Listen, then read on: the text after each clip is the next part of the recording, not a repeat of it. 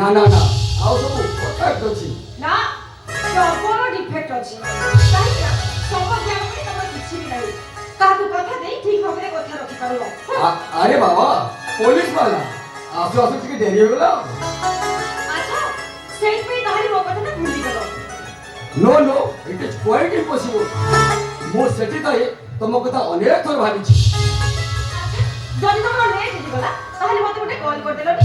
ହଁ ନମ୍ବରଟା ମୋର ପୁରା ଡିଲିଟ୍ ହେଇଯାଇଥିଲା। ଆରେ ବାବା ତମ ନମ୍ବରଟା ଯୋଉଠି ଅଛି ସ୍ୱୟଂ ଭଗବାନ ମଧ୍ୟ ଡିଲିଟ୍ କରିଦେଲେ ନାହିଁ। ଆଚ୍ଛା ତାହେଲେ ଏମିତି ସଜେଇକି ରଖିଛ ଏତେ ଯତ୍ନରେ ରଖିଛ। ଆରେ ବାବା ମୁଁ ସେଠି ଥାଏ ବହୁତ ଥର ଚିନ୍ତା କରିଛି ତୁମକୁ କେମିତି ତୁମ ନମ୍ବରଟା ଭୁଲି ଯାଇପାରିବି।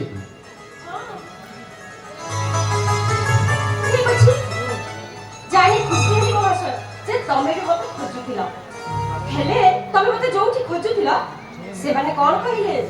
ଆଚ୍ଛା ସେମାନେ କହିଲେ ମୁଁ ପାଖ ଆସିଲେ କହିବି ନା। ହଁ ସେମାନେ କହିଲେ